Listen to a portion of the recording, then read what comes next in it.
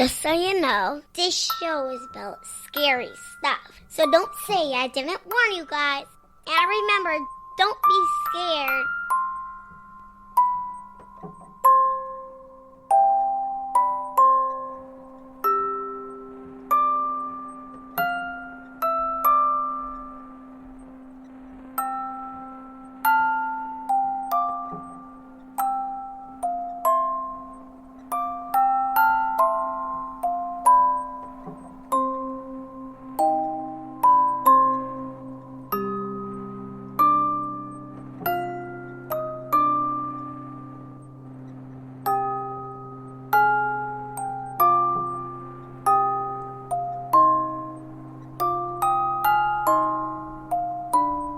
Episode 85 Indoctrinated, Part 1.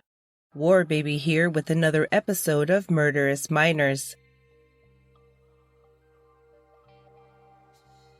Though America has been fighting the war on terror for decades now, back in 2002, the wounds and trauma inflicted by the events of September 11th, 2001 were still raw and fresh.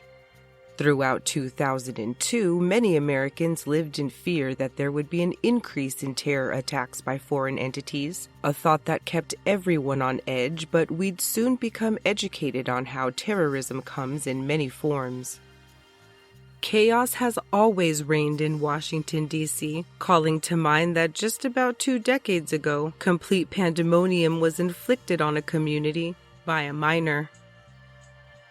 On this episode of Murderous Minors, we're reminded that even juveniles have had a hand in some of the most shocking crimes and murders in history.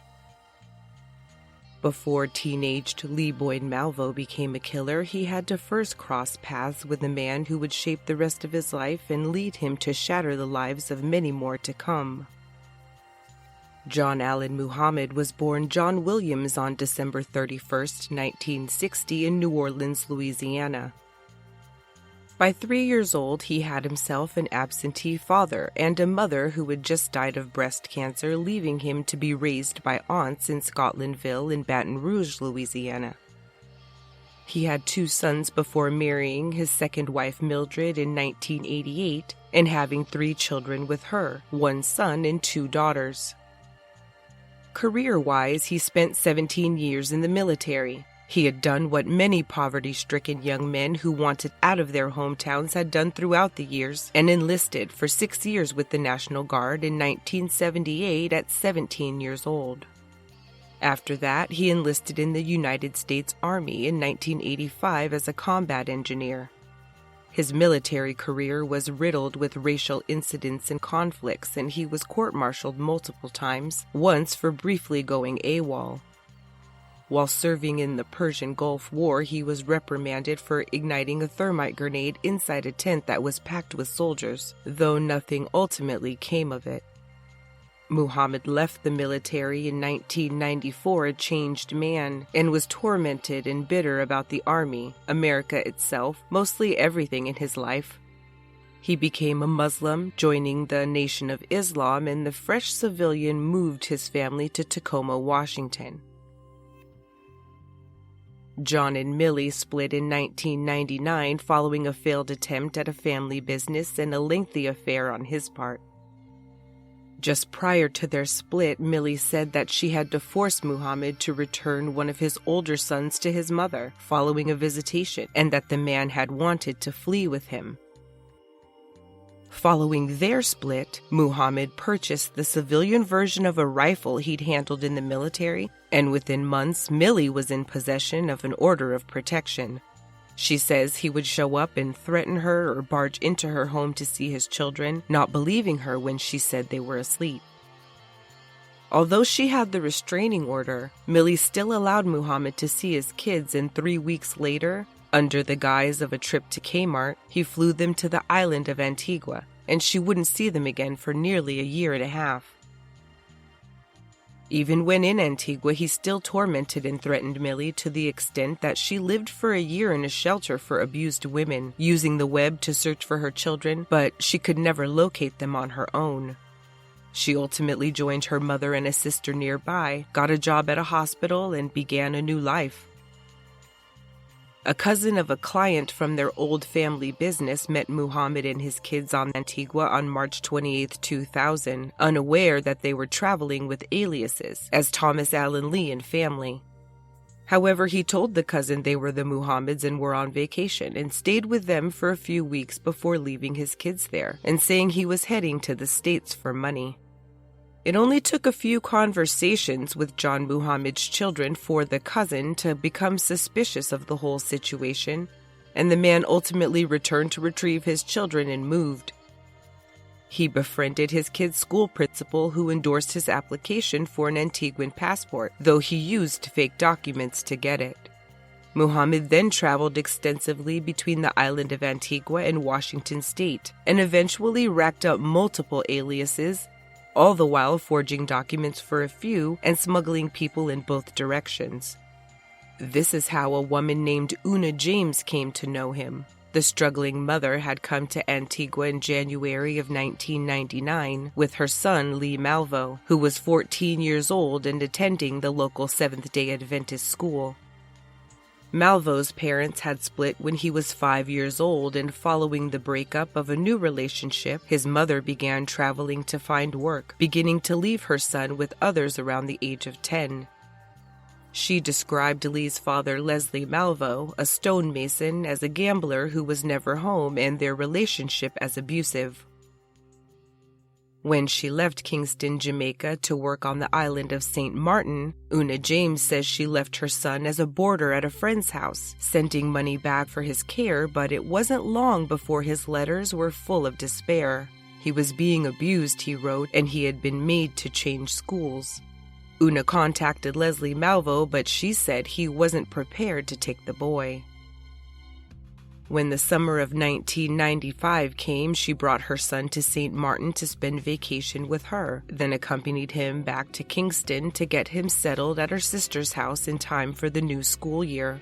But even here, it seems, Lee Malvo was not treated well, so she next came and moved him to her best friend's home, where she thought he would be safer and happier and have a much easier time getting to school. When the summer of 1996 dawned, Una said she tried to send for her son again, so they could do the same thing as they had done the summer before, but her friend said she would have to come get him herself. The boy was disobedient and wouldn't follow her direction. Lee next went to live with a school family as a boarder, the Robinsons. However, his mother alleges that his disobedience persisted. Malvo moved back to his mother's best friend's house, where he stayed for the next 2 years or so, before joining his mother to live together in Antigua in early 1999. Everything was going apparently fine in Antigua, where Lee did well in school and played cricket. But within months, another separation from his mother was imminent, because in the fall of 2000, John Muhammad had finalized her fake documents. She was finally heading to Florida like she'd always dreamed, but once again leaving her son behind. She told him that she made arrangements with their landlord, but within weeks there were requests for more rent, then the electricity was shut off. As 2001 loomed, Lee Malvo went to stay with John Muhammad and his children, while in Florida, his mother had begun to forge a new life for them, which they could begin to live as soon as John Muhammad delivered her son. The teen converted from Christianity to Islam in the spring when he was 16 years old and then stopped going to school. Soon after, Muhammad was jailed but escaped after being caught buying plane tickets using fake identities. Lee Malvo cared for his kids with the money Una was sending her son from Florida, and she said she had no idea that this was happening. She was also unaware that once she moved to the United States, John Muhammad zeroed in on her son's neediness and desire for a present parent, but more specifically a father, and he could sense this. He had sent the boy's mother to America and knew of the situation with his dad.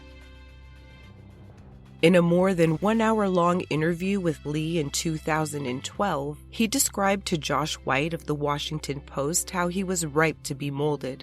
He called himself a changeling back then, having learned how to adapt his personality to his environment. After moving so frequently, this was a coping mechanism he says he developed to blend in and survive in the ever-changing landscape that was his life. Throughout those months without his mother, Lee Malvo said he got from John Muhammad what he couldn't get from either of his parents: time. He gave the teen attention, and Lee soon morphed into a younger version of the drill sergeant con man. At that time, Muhammad was still legally John Allen Williams, though he legally changed his name in April of 2001. A month later, on May 31, 2001, John Muhammad and Lee Malvo arrived in Florida. However, Lee's mother was surprised to learn that her son didn't plan to live with her. They'd only stopped by so that Una could see that she'd gotten what she'd paid him for. Her son was in America, but Muhammad took the teen back to Antigua and only sent him back to Florida when Una threatened to call the police. Then, Lee was enrolled in Cypress Lake High School and was soon doing well, but only until Muhammad sent for him.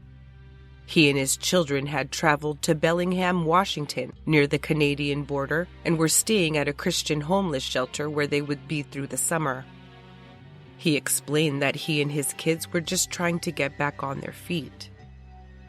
The reverend who headed the shelter helped Muhammad's kids get into school and in trying to get state assistance, and it was these applications which ultimately got him caught. An investigator in the fraud division had his memory rekindled and looked far enough to discover their family's true identities. A detective with the Whatcom County Sheriff's Department collected the children at their respective schools, and they were finally returned to Millie in early September 2001. She was allowed to vanish with them and try to live in peace, but at the court hearing, Muhammad told her that since she'd taken his children away from him, she was now his enemy. The end of the custody battle was the catalyst for Muhammad to send for Lee to put his long-thought-out plan into place, but first he tried to get his kids back by seeing a lawyer, while staying with a guy he knew from the army. He was upset and depressed, especially after learning that without an address for his ex-wife, legal proceedings could not continue.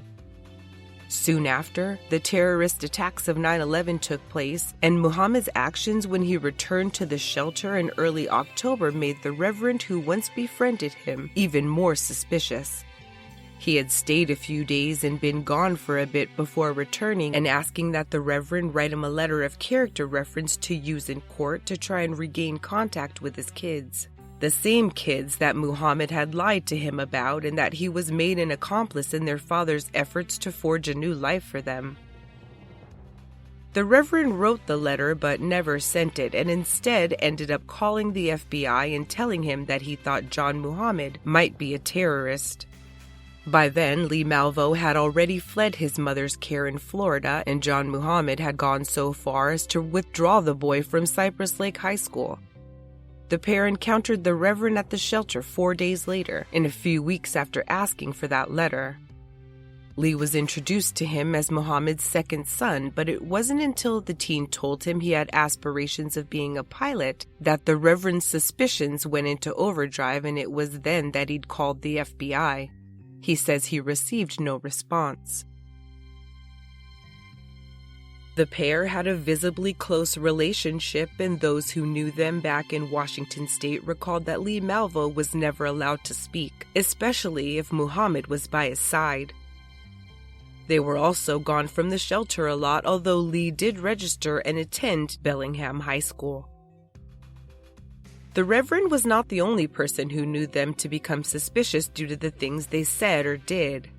One man at the shelter said that Muhammad told him and others that he wanted to kill his ex-wife anonymously and with a silencer, and his obsession with guns only grew.